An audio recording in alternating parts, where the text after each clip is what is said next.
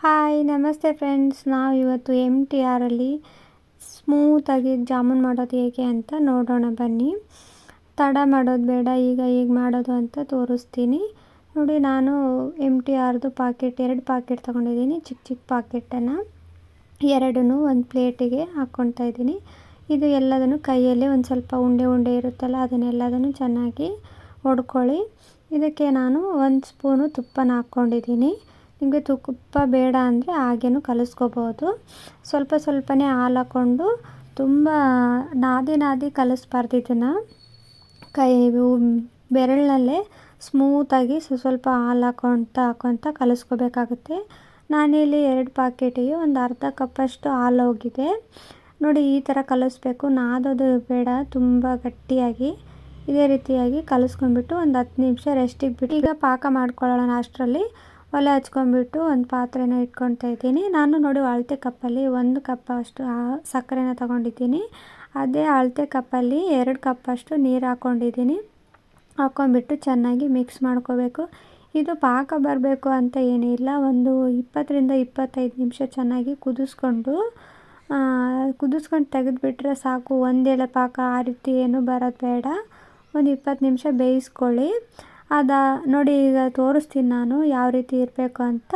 ಆ ರೀತಿ ಇದ್ದರೆ ಸಾಕು. ಒಂದು ಸ್ವಲ್ಪ ಏಲಕ್ಕಿ ಪುಡಿನ ಹಾಕ್ಕೊಂಡಿದ್ದೀನಿ. ಈಗ ನಿಮಗೆ ಬೇಕಂದರೆ ಫುಡ್ ಕಲರ್ನೂ ಆ್ಯಡ್ ಮಾಡ್ಕೋಬೋದು. ನಾನಿಲ್ಲಿ ಫುಡ್ ಕಲರ್ನ ಆ್ಯಡ್ ಮಾಡ್ಕೊಂಡಿಲ್ಲ. ನಮ್ಮ ಚಾನಲ್ನ ಫಸ್ಟ್ ಟೈಮ್ ವಿಸಿಟ್ ಮಾಡಿದರೆ ಸಬ್ಸ್ಕ್ರೈಬ್ ಮಾಡ್ಕೊಳ್ಳಿ.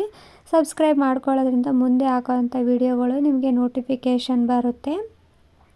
ಹಾಗೆ ಈ ವಿಡಿಯೋ ಇಷ್ಟ ಆಯಿತು ಅಂದ್ಕೊಳ್ತೀನಿ. ಇಷ್ಟ ಆದರೆ ಲೈಕ್, ಶೇರ್ ಆ್ಯಂಡ್ ಕಮೆಂಟ್ ಮಾಡಿ. ನೋಡಿ ಈಗ ಪಾಕ ನಿಧಾನಕ್ಕೆ ರೆಡಿ ಆಯಿತು ನೋಡಿ. ಕಲರ್ ಚೇಂಜ್ ಆಗಿರೋದು ಕಾಣಿಸ್ತಾ ಇರ್ಬೋದು ನಿಮಗೆ. ಈಗ ಪಾಕನ ಆಫ್ ಮಾಡ್ಕೊಂಡ್ಬಿಟ್ಟು ಬಾಣಲಿ ಇಟ್ಕೊಂಡು ಎಣ್ಣೆನ ಹಾಕ್ಕೊಳ್ತಾ ಇದ್ದೀನಿ.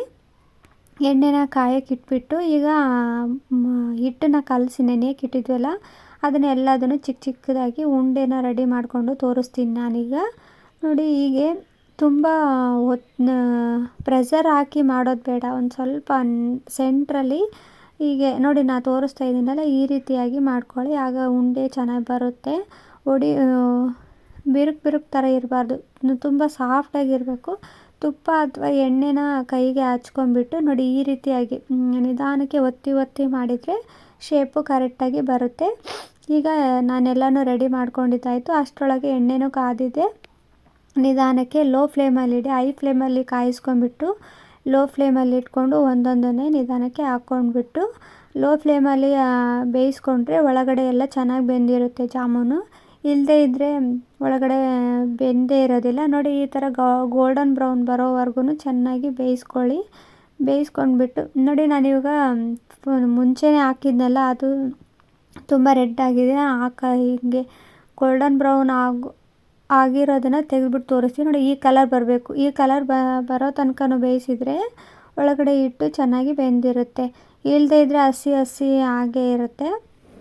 ನಾನು ತೋರಿಸಿರೋ ವಿಧಾನದಲ್ಲಿ ಮಾಡಿ, ನಿಮಗೆ ಪರ್ಫೆಕ್ಟಾಗಿ ಜಾಮೂನ್ ಬರುತ್ತೆ ನೋಡಿ. ಈಗ ಕಲರ್ ಎಷ್ಟು ಚೆನ್ನಾಗಿ ಬಂದಿದೆ. ಈ ರೀತಿ ಆದಾಗ ಎಲ್ಲದನ್ನು ತಗೊಳ್ತಾ ಇದ್ದೀನಿ ನಾನೀಗ ನೋಡಿ.